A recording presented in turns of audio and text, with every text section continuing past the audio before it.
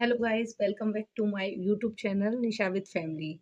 आज मैं आपको बताऊंगी कि अपना प्यार अपनी ज़िंदगी में और इंसान की कितनी बड़ी कीमत होती है। अपने लिए, अपनों के लिए अपनी ज़िंदगी में कितनी बड़ी कीमत होती है और एक इंसान का जब दिल लग जाता है, तो उसके लिए कितनी बड़ी कीमत हो जाती है, कितना मायना रखता है उसके लिए वो चीज़, आप समझ ही नहीं पाएँगे गाइस।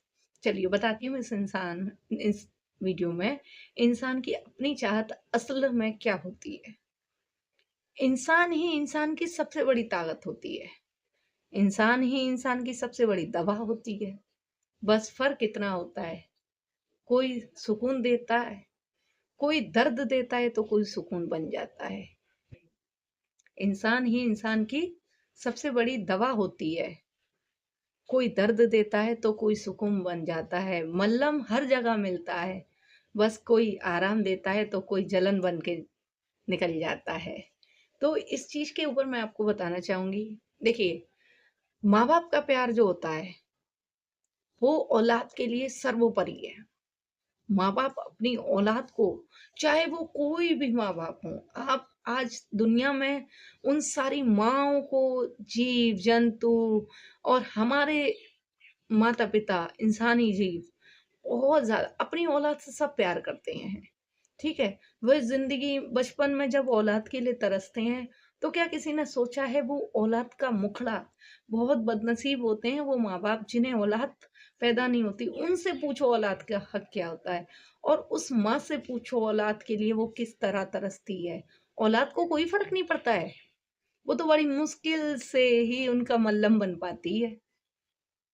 अरे! इस औलाद के लिए माँ-बाप पता है, दर-दर, द्वारे-द्वारे तो भटकते हैं। हज़ारों लेखों लाखों जतन करते हैं, ईश्वर से फ़रियाद करते हैं, अरदास लगाते हैं, तब जाके एक औलाद हो पाती है, एक बेटी, एक बेटा हो पाता है। और इंसानियत तौर पे, इंसानियत की सबसे बड़ी जज़्बे की मिसाल दे रही हूँ, माँ-बाप के लिए जो असली दवा है ना, वो कभी बीमार ही ना पड़ें, वो कभी दुखी ना हों, वो कभी कभी सताएँ नहीं, कभी भी सूखें नहीं, वो कभी आँसुओं के लिए तरसें। समझ गए? अगर उनकी औलाद अच्छी हो, उस दर्द, पता है मैं ये क्यों बोल रही हूँ आप लोगों को कि इंसान ही इंसान की सबसे बड़ी दवा होती है। बस कोई दुःख दे जाते हैं, कोई दर्द बन जाता है तो कोई सुकून बन जाता है। पता है जब औलाद सताती है, आपने एक चीज़ देखी होगी, हम सब लोग कहते हैं लेकिन करता कोई नहीं है। मैं आपको बताऊँ, बहुत कम लोग होते हैं जिनके सीने में दिल होता है जो अपने माँ-बाप के लिए पिघलते हैं, उनकी सेवा करते हैं, उन्हें अपने में से आधे से अपने खाने में से खाना खिलाते हैं। वरना आज की इस कलयुग जैसी धरती पर तो लोग माँ-बाप को बोझ समझते हैं, सड़कों, चौराहों पर आश्रम तक छोड़ आते हैं। लेकिन एक बात पूछूँ, असली रोग उनकी औलाद, उनके बेटे ही लगा जाते हैं। बेटियाँ फिर भी पराए घर से दौड़ी चली आती हैं, भागी चली आती हैं, ये सोचकर कि मेरी माँ को कुछ ना हुआ हो, मेरे पिता को कुछ ना हुआ हो।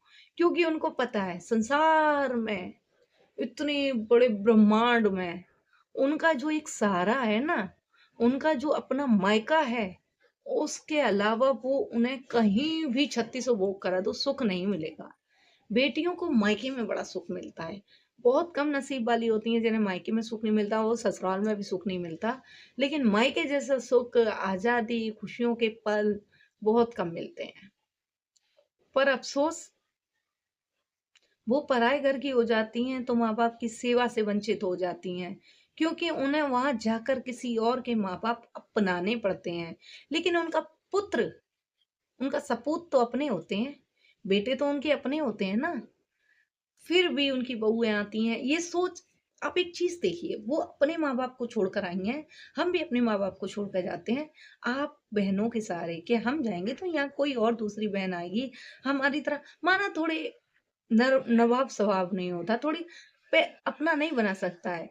लेकिन असल बात ये है कि असली बात यही है कि कोई लड़की पराए घर से आकर उन पराए माँ-बाप को, लड़के को तो बड़ी जल्दी अपना पति बना लेती हैं, स्वर्ग मतलब उसके लिए 16 श्रृंगार करेंगी, व्रत रखेंगी क्योंकि वो कमाकर उन्हें देगा। माँ-बाप को, लड़के के माँ-बाप को क्यों बोझ समझती हैं भाई? पहले तो वही पूजनीय है, क्योंकि जिस भगवान को जिस इंसान को भगवान बनाकर आप पूज रही हो ना, संसार में लाने वाले सर्वप्रथम देवी-देवता वही हैं। उस लड़के के माँ-बाप उन्हें नहीं पूछेंगी, उनके लिए तो काम ना भई और रोटी ना भई, यहाँ डोली आई, वहाँ डोली आई, तुम्हें क्या करना है?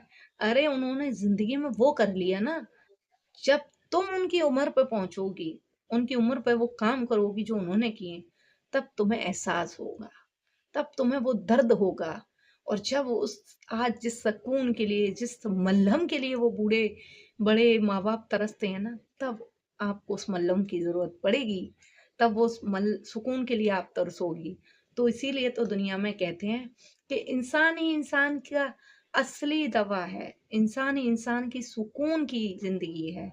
अगर इंसान दूसरे इंसान से, वो बेटियाँ उन माँ-बाप से प्यार से बात करें, अपने माँ-बाप की तरह रखें, वो बेटे उनकी परवाह करें बुढ़ापे में, उनको उनकी ज़िंदगी जीने का हकदार दें, उनके खर्चे भाई बुढ़ापे में माँ-बाप कमाने तो जाएँगे नहीं और इतने नालायक सपूत होते हैं ना, मैं सबकी नहीं कह रही हूँ, सब पाँचों उँगली एक से नहीं है, ठीक है?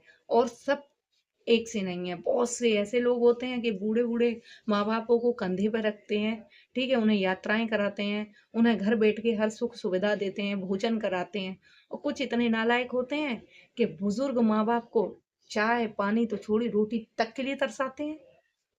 तब उन्हें इस मलहम की ज़रूरत होती है, जब उस समय वो बैठकर आँसुओं में बिलख रहे होते हैं, रो रहे होते हैं, अपने अर्ध अपने मोक्ष की प्राप्ति के लिए उस ईश्वर को, उस भगवान को कोस रहे होते हैं ना, हे भगवान तू उठा ले, हे भगवान ऐसे देना देवे तो पहले तू उठा ले, तो ऐसी संतान देने से पहले तू उठा ले। तो जब जो इंसान उनके पास बैठे होते हैं ना, उनसे पूछिए, दिल फट जाता है, कलेजा चिर के बाहर निकल आता है, जब उनकी वो आत्माएँ तड़पती हैं, बिलखती हैं, जो उस वक़्त जो इंसान उनको सहारा देता है, उन्हें अपनापन दिखाता है, उसे बोलते हैं असली दवा, उसे बोलते हैं असली सुकून।